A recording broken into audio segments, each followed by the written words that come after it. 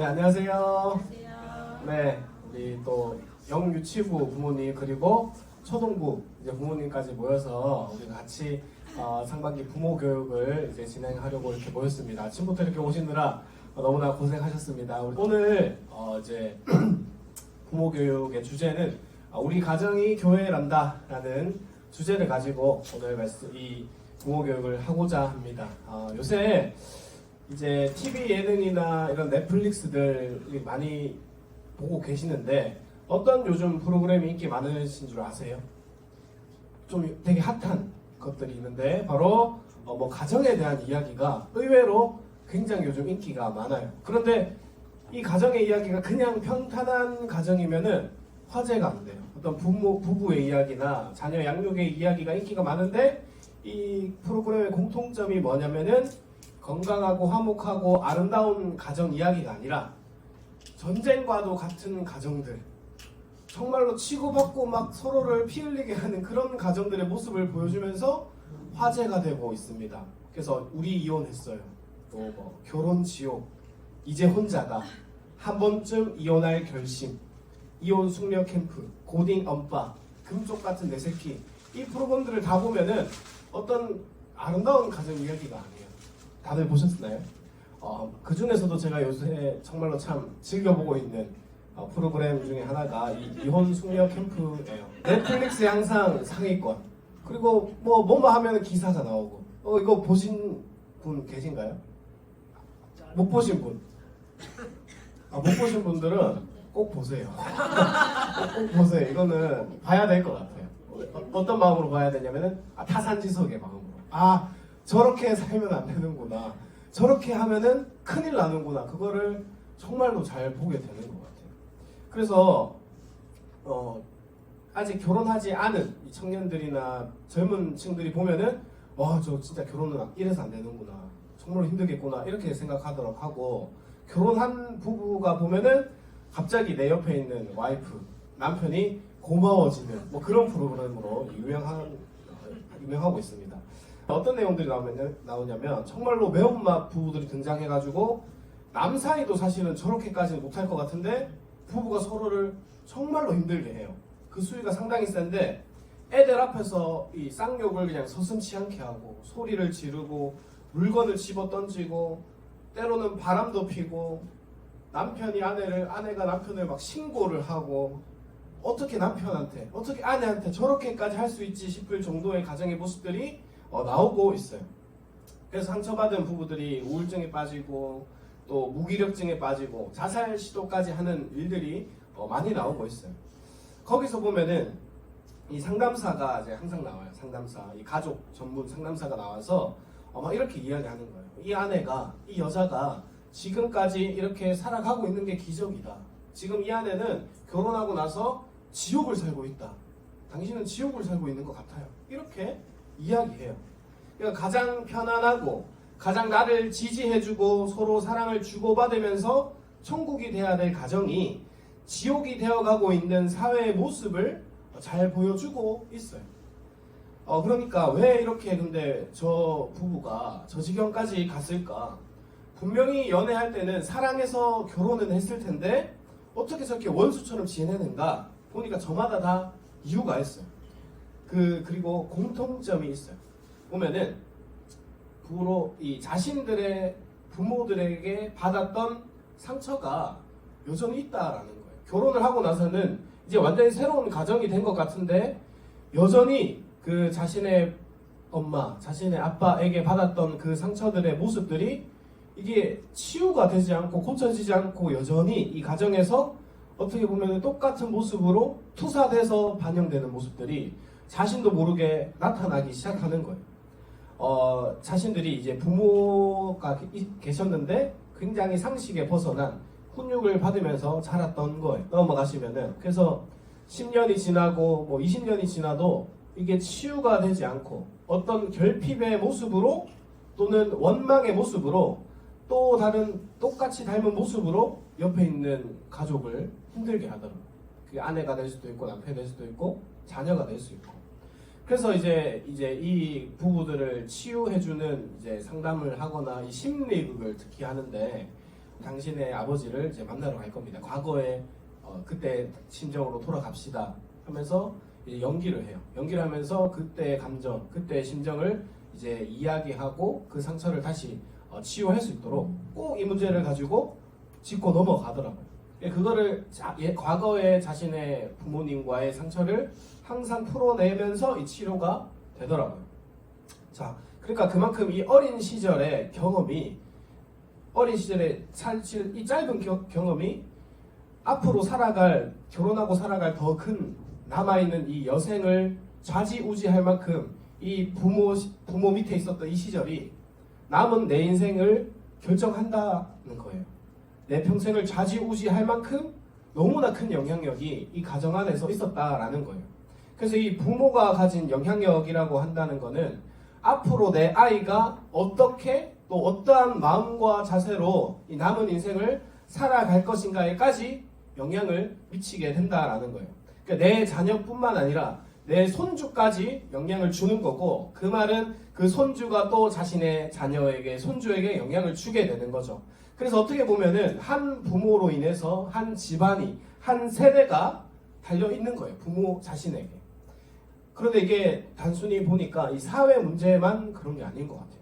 신앙 문제에 있어서도 마찬가지입니다. 내가 지금 하나님 앞에 서 있는 모습이, 내 신앙이 자녀에게 무조건 영향을 주게 되어 있습니다. 내가 하나님을 어떻게 대하고 있고, 어떠한 신앙관을 가지고 살아가고 있는지, 내가 하나님 앞에서 무엇을 중요한 가치관으로 여기면서 살아가고 있는지, 이거는 감추려고 해도 감춰지지 않고 내 자녀에게 그대로 보여지게 되고 물려주게 되어 있는 겁니다. 그래서 우리 부모는 우리 아이들의 인생에 많은 책임감을 가지고 살아가야 되는 거예요. 그냥 내가 사랑해서 남편이랑 아내랑 아이를 낳았어요. 그러면은 적당히 내가 훈육하고 양육해서 키우면 되겠지. 키우고 또 교회에 열심히 주일학교에 참석시키고 하다 보면은 신앙이 잘 자라겠지. 이런 정도는 굉장히 부족하다라는 거죠. 하나님은 분명히 우리에게 우리 자녀의 인생, 우리 자녀의 신앙에 대해서 책임을 물으실 겁니다. 성경을 보면은 첫 인간 아담과 하와가 이 죄를 범했죠, 하나님 앞에. 근데 그 죄를 누가 사실 먼저 지었죠? 아담과 하와 중에 하와가 먼저 지었어요. 하와가 먼저 사실 뱀의 유혹에 넘어갔어요. 죄를 먼저 지었어요. 그리고 아담에게 당신 먹어봐 하면서 동일한 죄를 짓게 했죠. 그런데 하나님이 이 사건 이후에, 선악관 사건 이후에 책임을 물으실 때, 죄에 대한 책임을 물을 때 우선적으로 찾아간 대상이 누구였죠? 하와가 아니라 아담이었어요.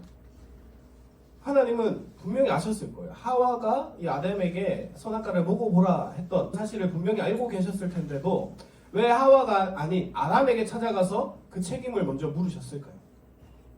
아담이 그 가정에 대한 책임자로 보셨던 거죠. 또 이 선악과 말씀을 하기 전에 먼저 아담을 말씀 맡은 자로서 그 책임을 먼저 물으셨던 거예요. 이 성경을 잘 읽어보면은 창세기부터 요한계시록까지 일관되게 하나님의 말씀을 먼저 받아 누리는 분명한 은혜가 있어요. 근데 동시에 그만한 책임도 있다라는 것을 하나님은 보여주세요. 성경을 통해서. 이러한 관점에서 우리 자녀 세대가 하나님의 말씀 앞에 온전히 살지 못할 때 하나님은 부모 세대와 이 자녀 세대 중에 누구에게 먼저 책임을 물으실지를 생각해 봐야 된다라는 거예요. 먼저 신앙의 삶을 사는 이 부모 세대에게 자녀 세대가 왜 지금 하나님을 떠난 거냐고, 왜 말씀대로 살지 못하냐고 그 책임을 반드시 물으실 겁니다. 그렇게 이 범죄하는 이스라엘 백성들을 위해서 자신의 목숨을 걸고 그들을 제발 다시 살려달라고 간구했던 이 모세의 기도도, 이 자녀를 포함한 온 가족이 오직 하나님 편에만 서겠다고 결단했던 그 여호수아의 선언도, 범죄한 부모 세대로 인해서 신음하는 이 다음 세대를 위해서 눈물로 기도했던 이 예레미야의 기도도, 또 고린도 교회를 향해 애품는 그 심정으로 복음으로 그들을 낳았다라고 선언했던 이 사도 바울의 기도도 모두 다 이들의 공통점이 뭐냐면은 먼저 하나님의 말씀을 맡은 자로서 책임감을 가지고 하나님 앞에 반응하면서 살아갔다라는 거예요. 지금 이 세상 가정도 참 많이 깨어지고 있고, 가정이 천국이 아니라 지옥이 되어가고 있는 이 시대에 우리 믿는 가정은 그래도 좀 달라야 되는 거예요. 그러기 위해선 우리 부모님들의 마인드가 굉장히 중요한 것 같아요. 우리 부모가 어떻게 치열하게 자녀들을 책임지기 위해서 애쓸 것이냐, 거기에 우리 자녀의 앞으로의 미래가 바뀔 수 있는 거예요. 지금 우리 자녀 세대들, 이 예수님을 믿는 수치가 얼마나 되는지 아시는가요? 우리 작년이나 오셨던 이 유치부 부모님들은 아실 텐데, 넘어가 볼까요? 이 성인들은 15%에서 16%로 보고 있어요. 그러니까 10명 중에 뭐 15명, 100명 중에 15명, 뭐 그 정도 보고 있는데, 지금 우리 청소년들, 이 기독교 수치가 한 3.8% 정도로 보고 있어요. 그러니까 이 3.8% 안에도 그냥 예수를 믿는다 체크만 하고 교회 안 다니는 애들도 많이 있어요. 그러면은 엄밀히 따지면은 이 3%도 깨졌다라고 보는 게 좀 상식이긴 한데, 성교학에서 보면은 이 복음률이 3% 미만이다 하면은 저기 예수님을 모르는 민족이다, 하나님의 이름을 들어본 적이 없는 민족이다 하면서 선교사들을 파송받아야 되는 나라가 이 미전도 종족인데, 우리 청소년들이 그 미전도 종족이 되어가고 있는 거예요. 그래서 제가 우리 주일학교 교사들에게는 여러분들은 해외에 나가는 선교사, 저기 수평으로 이동하는 선교사는 아니지만 자녀로 내려가는, 나이로 내려가는, 수직으로 내려가는 여러분들 선교사입니다. 제가 그렇게 얘기하고 같이 사역해요. 맞아, 우리 부모님들도 마찬가지죠. 우리 자녀들의 시대가 이 미전도 종족이 되었는데, 우리가 거기에 파송받은 선교사로서 이들을 복음으로 돌이키게 해야 된다라는 거예요. 이게 우리 지금 다음 세대 현실인데 참 안타까운 것 같아요. 우리 부모 세대는, 또 조부모 세대는 그렇게 은혜 가운데 전 세계가 깜짝 놀랄 만한 큰 부흥을 경험한 나라가 우리나라예요. 그래서 정말 하나님의 뜨거운 찬양과 영광을 돌렸는데, 그 다음 세대가 미전도 종족이 되어가고 있다는 게 굉장히 아이러니한 거죠. 그리고 평균적으로 아이들이 중고등부까지는 교회를 다니다가 대학교 들어가서는 많이들 이제 교회를 떠나가고 있습니다. 그게 한 평균 30% 정도가 된대요. 그러니까 10명 중에 3명은 어른이 되었으면 딱 청년 되는 순간 교회를 떠나는 거예요. 이제 더 이상 부모가 터치할 수 없으니까. 3명 중 1명은 교회를 나오지 않는 거예요. 그러면은 원래도 100명 중에 한 3명이 교회를 다녔는데, 청년이 되면 이제 한두 명만 이 교회에 나오는 거예요. 그렇게 되면은 이 100명 중에 98명, 99명이 예수님 믿지 않는 세상 속에서 학교를 가야 되고 직장을 가야 되고 결혼을 해야 되는 치열한 현장에서 우리 자녀들이 살아가야 되는 거예요. 1% 남은 자로서. 그래서 이런 통계가 사실 무엇을 이야기하고 있냐면은 자녀 세대 인구가 줄어들어서 그런 거 아닙니까? 지금 애들이 안 낳는데 그런 거 아닙니까?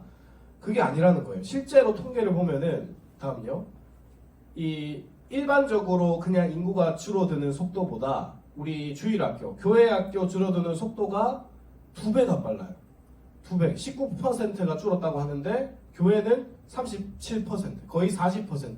거의 2배 가까이 되는 수치가 세상보다 더 빨리 줄어들고 있는 거예요. 그러니까 이게 단순히 자녀가 없어서 이 문제가 생긴 겁니다 라고 할 수 없는 거죠. 딱 통계가 말하고 있으니까. 자, 기독교 우리 예수님을 믿는 아이들의 숫자가 이렇게 빨리 줄어가고 있는데, 그러면 하나님이 이 대한민국을 포기하셨는가? 이제 망하게 되는 건가? 저는 사실 그렇게 생각하지 않습니다. 항상 하나님을 보면은, 성경을 보면은 항상 이 남은 자들, 소수의 자신의 백성들을 통하여서 하나님은 얼마든지 일해 나가셨어요. 그들을 통하여서 세상을 변혁하고 나라를 세우고 결국 하나님이 영광을 받으셨습니다. 오늘날도 마찬가지인 것 같아요. 이 하나님은 믿음이 이렇게 무너지고 있는 이 시대에 다시 믿음의 세대를 세우고자 하실 때 먼저 부모 세대를 불러내셔서 회복시킨 다음에 그들 다음 세대의 신앙을 전수해주는 주체자로 우리를 먼저 세우시고 그 자녀를 다시 세우고자 하시는 것 같아요. 바벨탑 사건으로 백성들이 뿔뿔이 흩어졌을 때 하나님은 아브라함에게 그 자녀 세대를 하늘의 별처럼 바다의 모래처럼 번성케 하실 것을 약속하셨어요. 근데 아브라함이 믿음의 아비가 되기 전에 하나님은 이삭을 허락하시겠다 말씀하셨어요. 또 야곱의 아들들도 축복의 12지파로 세워졌던 그 상황도, 또 출애굽한 이스라엘의 자녀들이 마침내 가나안 땅에 입성했을 때도, 또 각각 자기 소견에 옳은 대로 살았던 그 어두운 시대, 사사시대의 이 삼손을 세울 때도, 또 마지막 엘리 제사장 말년에 말씀이 무너진 세대에 사무엘을 세울 때도, 또 에스라와 느헤미야를 통해서 하나님이 회복 사역을 시작할 때도 늘 하나님은 이러한 작업을 거쳤어요. 먼저 믿는 부모들을 고치시고 돌아오게 하고 그 자녀들을 책임지도록 하셨어요. 초대교회에서 이 교회 리더들을 세울 때 이렇게 말씀하셨죠. 디모데전서 말씀 보면은 이렇게 말씀하셨어요. 감독을, 이제 교회 감독을 세워야 돼요. 교회를 운영하기 위해서 이렇게 어떤 자를 감독으로 뽑아야 되냐, 자녀들로 모든 공손함으로 복종하게 하는 자, 또 집사들을 또 뽑아야 돼요. 어떤 집사가 돼야 되냐, 자녀와 자기 집을 잘 다스리는 자. 또 이제 일꾼을 뽑을 때도 어떤 일꾼이 돼야 되냐, 불순종하는 일이 없는 믿는 자녀를 존재해야 할지니라. 그러니까 장로나 집사 직분에 공통적으로 들어가 있는 게 뭐냐면은 가정에서 자녀와 자기 집을 잘 다스리는 자냐, 그걸 보는 거예요. 그러니까 뭐 평소에 기도를 몇 시간 하냐, 교회 봉사 얼마나 했냐, 헌금 얼마 했냐, 장로가 되기 위해서는 이런 우리도 있지만 기준이 있지만은 뭐 11조 얼마 했냐, 주일 성수 얼마 했냐, 이거를 따지는 게 아니라 가장 먼저 보는 게 가정에서 너의 모습이 바르게 서 있었냐, 너의 자녀가 너의 모습을 보고 믿음의 자녀로 잘 자랐냐, 이거를 보신다라는 거예요, 하나님이. 그러니까 성경은 다음 세대를 세우는 일에 가정을 먼저, 즉 가정의 머리가 되는 부모 세대의 믿음을 회복시키는 것을 항상 먼저 했다라는 것을 일관되게 성경은 증언하고 있어요. 자, 그럼 다시 주제로 넘어가서, 그럼 가정이 무엇인가? 가정이 무엇인가? 자, 가정은, 하나님은 항상 어떤 것을 창조하실 때 그냥 아무렇게나 창조하지 않으세요. 당연한 주님의 목적과 고유한 목적을 가지고 창조하셨는데, 이 가정은 하나님께서 이 땅 위에 정말로 특별한 목적을 가지고 하나님이 직접 세우신 신적 기관이에요. 신적 기관. 하나님의 사랑과 말씀을 받아 유통하고 전수하며 하나님의 온전한 다스림에 청지기적 사명을 감당하고 하나님께 영광을 올려드리는 영적이고 혈연적인 공동체가 가정이라는 거예요. 즉 가정은 하나님의 창조 질서를 반영하는 곳으로서 하나님의 말씀에 믿음과 사랑으로 순종하면서 이 땅 위에 하나님 나라를 세워가는 혈연적이고 신앙적이고 언약적인 공동체라고 할 수 있어요. 그리고 구약에서 보면은 백성들이 이 성막과 성전에서 모여서 하나님을 만났어요. 근데 이제 신약으로 넘어와서는 아예 우리 자체를 성전 삼아 주시고 예수님 우리 안에 거주하게 되면서 우리가 성전, 우리가 교회가 되었죠. 그래서 예수를 주라고 믿는 각 한 사람이 교회인 거고, 예수님을 믿는 가정이 가장 최소 단위의 교회가 되는 거예요. 가장 작은 단위의 교회가 바로 우리 가정인 거예요. 정리하면 이렇게 되겠죠. 가정은 이 하나님이 세우신 신적 기관이고 영적이고도 혈연적인 공동체다. 그리고 하나님이 세우신 최소 단위의 교회다. 이렇게 정리를 할 수가 있어요. 주님은 이 교회에, 이 가정에 큰 사명을 주셨어요. 특히 부모에게는 하나님이 정말 더 큰 사명을 주셨는데, 부모의 가장 큰 사명은 뭐냐? 하나님의 말씀을 잘 듣고 배워서 하나님의 경외를 자녀들에게도 가르쳐 주는 거예요. 볼까요? 이렇게 말씀을 해요. 네가 호렙산에서 내 하나님 여호와 앞에 섰던 날에 여호와께서 내게 이르시기를 나에게 백성을 모으라. 내가 그들에게 내 말을 들려주어 그들이 세상에 사는 날 동안 나를 경외함을 배우게 하며 그 자녀에게 가르치게 하리라 하시매. 나의 경외함을 배우게 하며 그 자녀에게 가르치게 해라. 자, 신명 6장 1절에서 2절 말씀에 이렇게 말씀하셨어요. 가세요. 이는 곧 너희의 하나님 여호와께서 너희에게 가르치라고 명하신 명령과 규례와 법도라. 너희가 건너가서 차지할 땅에서 행할 것이니, 이렇게 말씀하시죠. 너와 내 아들과 내 자손들, 내 손자들이 평생에 내 하나님 여호와를 경외하며 내가 너희에게 명한 그 모든 규례와 명령을 지키게 하기 위한 것이며 또 내 나를 장구하게 하기 위한 것이라. 자, 하나님께서는 이제 백성들을 열심히 이제 이 광야에서 훈련시키셨죠. 하나님이 어떤 하나님이신지 보여주시고 이 애굽 땅의 10가지 장을 보여주시면서 봐라, 내가 누군지 봐라. 이제 너희 준비됐니? 가나안 땅에 이제 들어갈 준비됐니? 하면서 딱 들어가시기 전에, 길을 이제 강을 건너기 전에 어떤 말씀하시냐면은, 자, 이제 너희가 가서 가나안 땅으로 들어가서 잘 봐라. 어떤 나라를 세워야 되는지 잘 봐. 어떤 땅을 가꾸고 어떤 성벽을 세우고 어떤 장사를 하고 이런 걸 말씀한 게 아니라 어떤 대단한 나라, 앞으로 너희가 세상을 통치할 어떠한 뭔가를 만들어내는 게 아니라 가장 먼저 무엇을 말씀하셨냐면은, 자, 너와 내 아들, 내 손자들이 여호와를 경외하도록 하여라. 경외함을 가르쳐라. 하나님은 이거를 강조하셨어요. 가나안 땅에서 그렇게 치열하게 들어와서 이제 앞으로 전쟁을 준비해라. 이게 더 중요한 게 본 게 아니라 내 자녀들에게 하나님 경외하기를 가르쳐라. 이거를 하나님이 우리 부모 세대에게, 부모에게 큰 사명으로 주셨다는 거예요.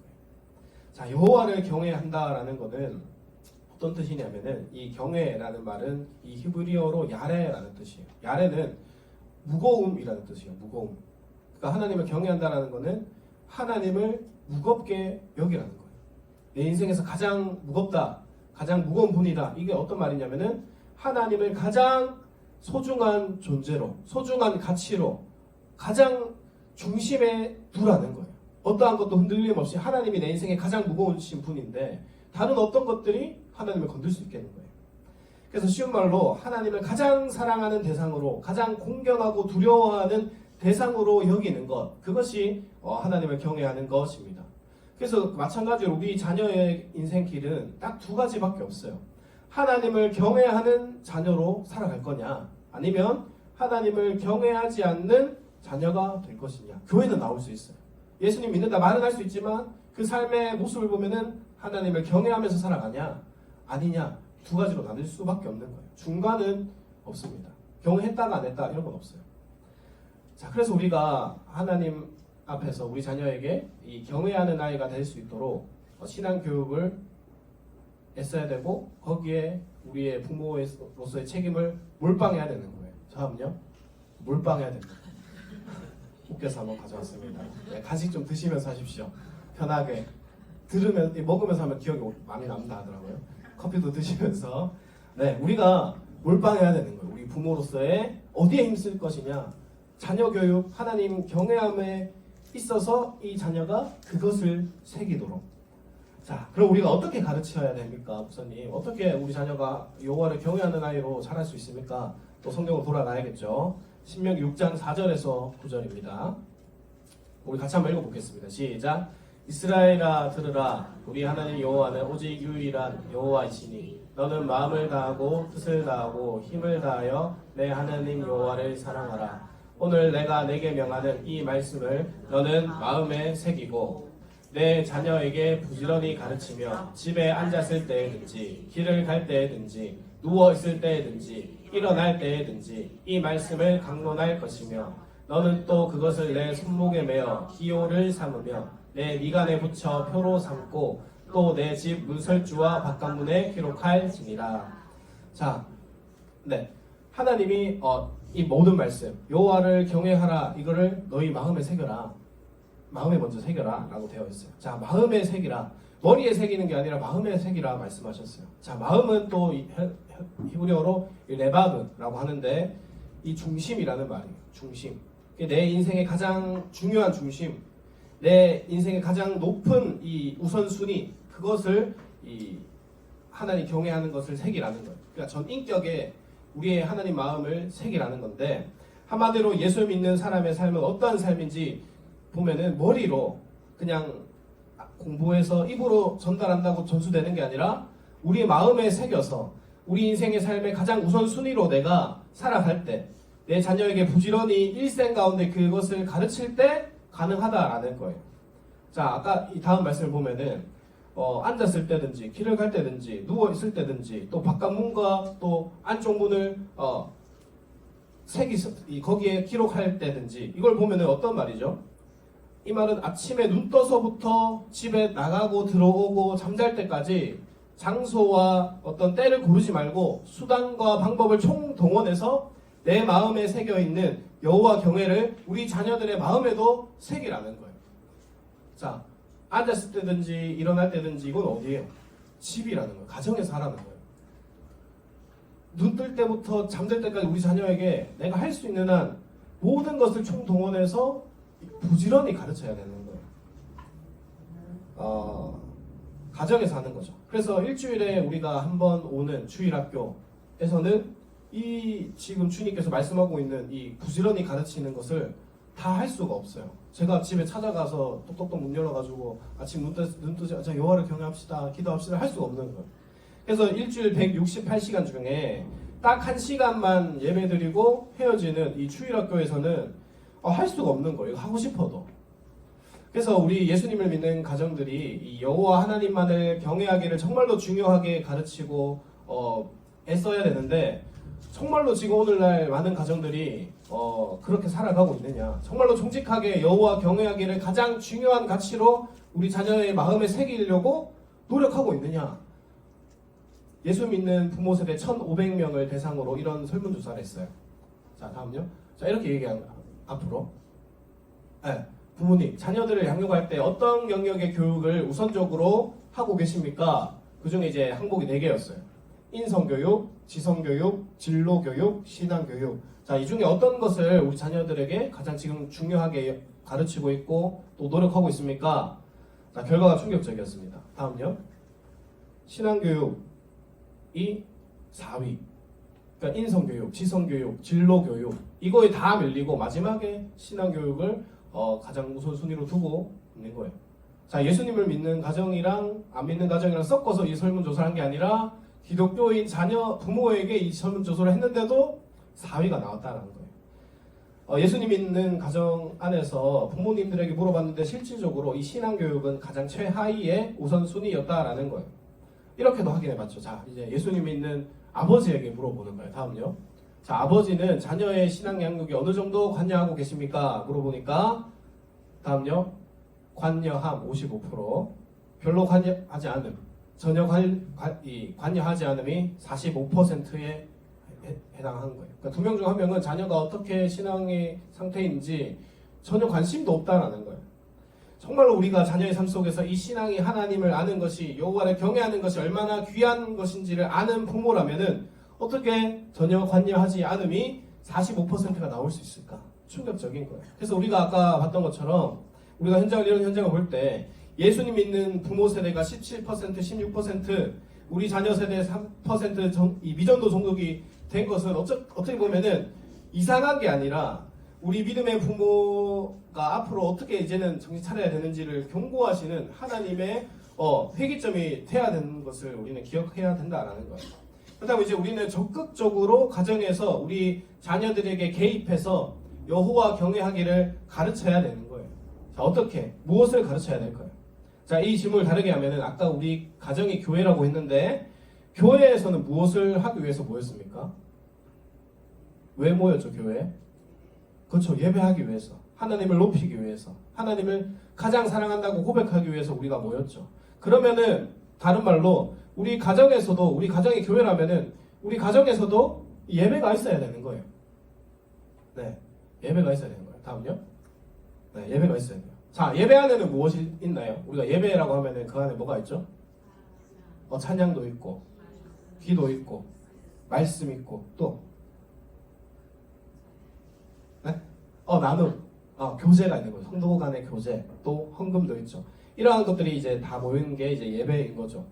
자, 동일하게도 우리 가정 안에도 이 예배의 모습이 있어야 된다라는 거예요.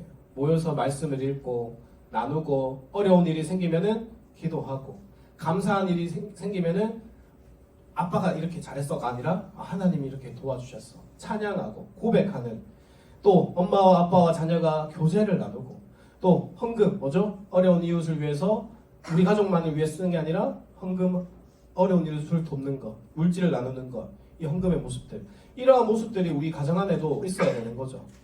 그런데 이런 예배의 모습 없이, 하나님을 기억하는 모습이 없이 세상 사람들과 똑같이 월, 화, 수, 목, 금, 토 보내면서 주일에 잠깐 예배 드리고, 또 우리 자녀들이 예배 정말 잘 드렸는지도 못 드렸는지도 잘 모르죠. 부서 보냈기 때문에. 부서 참석했으니까 예배 드렸네, 주일 성수했네, 이렇게 끝나면은 우리 자녀들의 마음에 여호와 경외함이 얼마나 남아있는지 파악할 수가 없는 거예요. 그 나중에 가정에서 이런 예배를 하고 싶어도 할 수 없는 때가 분명히 오게 됩니다. 분명히 오게 됩니다. 왜죠? 중학생, 고등학생 되면은 우리 자녀들 얼굴 볼 시간이 있을까요? 진짜 엄밀히 말해서 정말 시간 없어요. 학원 가고 공부하고 숙제하기 바쁘지 모여서야 말씀 읽자, 말씀 나누자, 기도하자, 찬양하자 될까요? 갑자기 엄마가 중학생 되는데 고등학생 되는데 야 일로 와봐 우리 예배 드리자 올까요? 갑자기 뭐 왜 이래 하겠지. 자, 그래서 그때 되면은 분명히 지금보다 100배가 어려워질 거예요. 중학생, 고등학생 때부터는 또 부모의 영향력이 현저하게 줄어들어요. 친구, 이성, 학업, 진로 이런 것들이 부모님들보다 더 무겁게 여기기 때문에 부모보다 더 영향력이 되기 마련이라서 그때 돼서 부모가 어떻게 내 영향력을 끼치려고 해도 시기상 안 된다라는 거예요. 쉽지 않은 거예요. 그래서 지금부터 영유치부 때부터 늦더라도 초등부까지라도 가정에서 하나님을 예배하는 모습들, 우리 엄마 아빠의 가정의 모습을 보니까 정말로 중요하게 여기는 게 다른 게 아니구나, 하나님이구나, 예배구나, 하나님을 높이는 거구나, 이것을 우리 자녀들이 알게 되면은 그 습관을 통해서 우리 자녀들이 조금이나마 그것을 깨닫게 된다면은 여호와 경외하기를 심어줄 수 있게 되는 거예요. 그래서 제가 우리 부모님들에게 늘 강조하고 있는 것이 바로 가정 예배예요. 가정 예배. 그런데 가정 예배하고 하면은 되게 많은 분들이 막막해해요. 이거 어떻게 하지? 예배 난 목사가 아닌데, 전도사가 아닌데. 사실 집에서의 가정 예배라고 하는 거는 진짜 우리가 교회에서 드리는 이 공예배 수준, 공예배 형식을 강조하는 게 아니에요. 얼마든지 집에서는 자유롭게 해도 됩니다. 설교자 필요 없어요. 대표 기도자 필요 없어요. 일단 모이는 게 중요한 거예요. 왜 모였냐? 그 목적성이 중요한 거예요. 왜 모였냐? 우리가 하나님을 예배하기 위해서, 하나님을 기억하기 위해서 모인다라는 거예요. 하나님을 기억하고 하나님을 감사하고 찬양하는 것, 그것 자체가 중요하다라는 거예요.